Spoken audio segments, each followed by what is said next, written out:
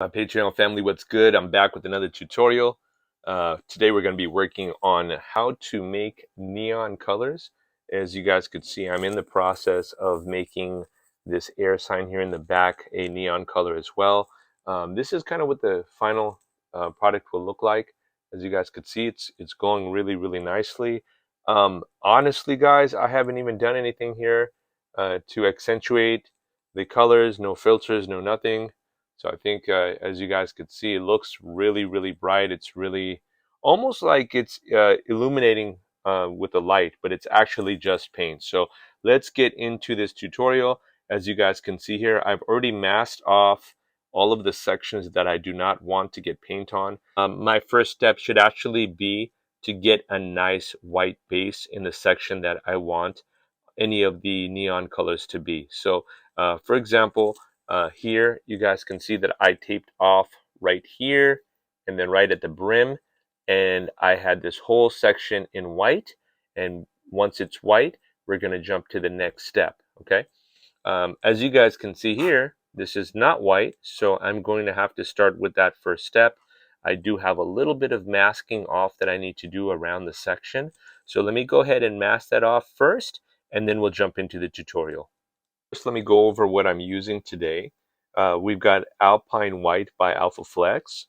I've got some SEM 38363. That's an adhesion promoter. And I've got GAC 200. So let me tell you guys exactly what these things do first. This SEM 38363.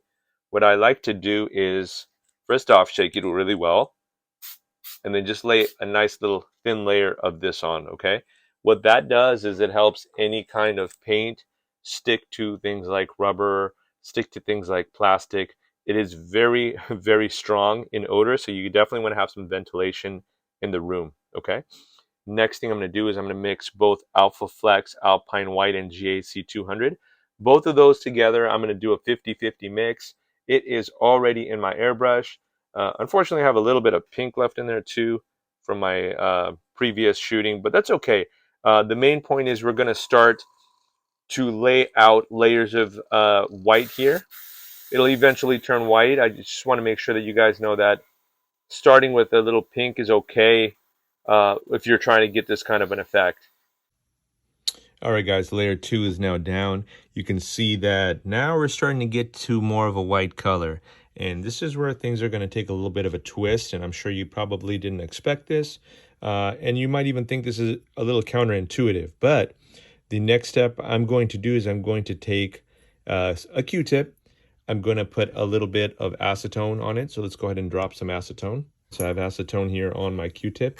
And I'm going to start eliminating the paint that we just painted on the top of this guy here. I'm only grabbing whatever is on the bar of this Air Force One here, just the paint that's on the bar. I'm going to do that, and I'm also going to take the paint off of the air. Okay, so this is going to take multiple sessions. That's why I've got multiple Q-tips here, but that'll be the next step. So let me go ahead and jump into that next. I'll be taking the paint off the bar, this air, and the bar all the way through. All right, y'all, about 7 Q-tips later, I've taken off all of the paint that we just painted on the air plus the bar. Now, you're probably wondering, why the heck do we do all this whole process just to take the paint right off again? Well, this is a white Air Force One. It originally had white air and a white bar there. I could have masked it off, but that takes a little bit of time. Well, it takes a lot of time compared to what I just did here. That took me 5 minutes to take off this air. I took the air paint off now because this adhesion promoter we're using is really strong. So you want to take it off before it starts to really bond with your paint there. Bring this up for reference.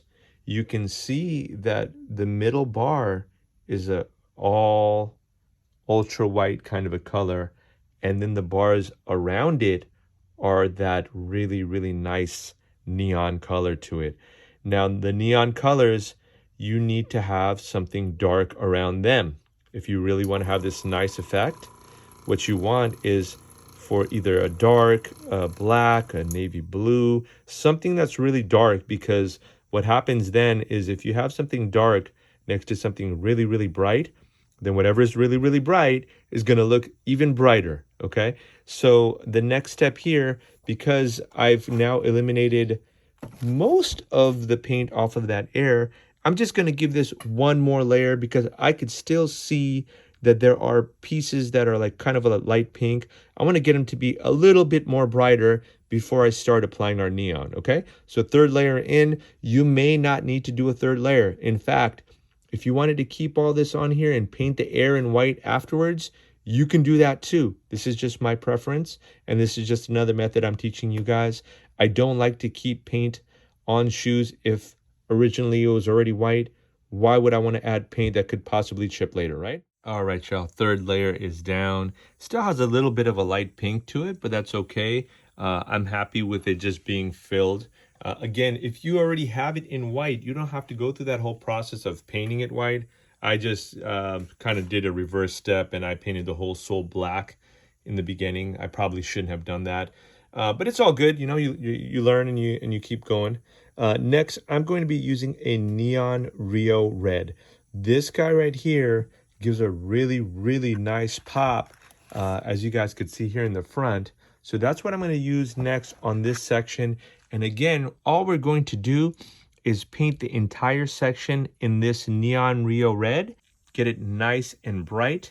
And then we're going to be using the same Q-tip method to get rid of the paint on the air and to get rid of the paint on the bar. If you're painting with neons, I would recommend, if you have an airbrush, the airbrush is the best way to go. You can also hand paint, but you know, airbrushing will usually give you the best effect because it's nice and smooth when you lay it out. A couple of things about laying out neons. First off, I cleaned the entire airbrush out so it's a nice smooth flow. There's no white mixed in it, because if there's white mixed in it, you'll start to get more of a pastel look than more of a glow look. So those are some things to keep in mind. Again, I'm going to just try to get the whole section here. I don't necessarily need to hit the bar and the air because I'm going to try to take all of that paint off anyways. So if you can try to avoid it, fantastic. If you can't, it's all good. You already know how to get rid of that at this point now, all right?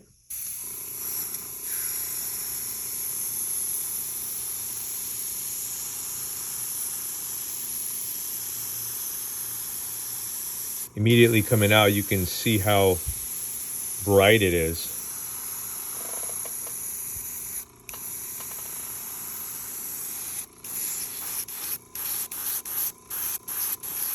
Now, since we're like 3 and 4 layers deep, you can actually spray a little bit heavier and it will not affect the adhesion of the paint.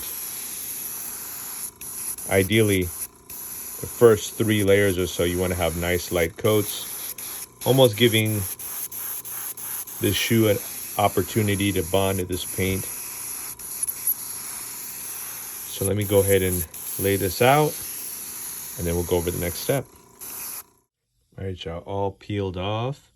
There's a lot of fixing that I've got to do. What I'm going to use now is still the airbrush. We still got the Rio, well, barely any Rio red in here. But what I'll do is I'm just going to now graze the outside edges with just a little bit of overspray.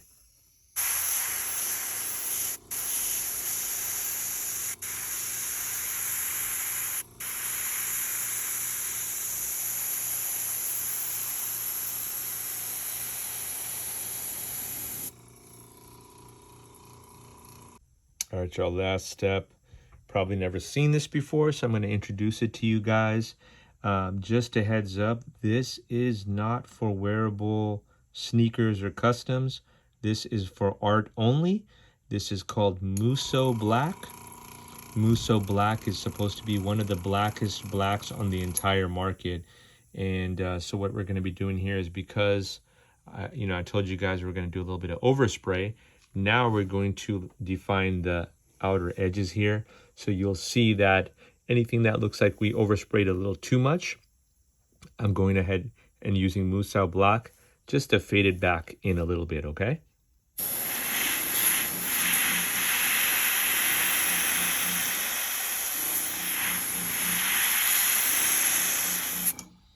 Y'all notice that when I put that down, I'm trying to avoid getting anything on the actual neon section. So if you can, try to cover those sections up.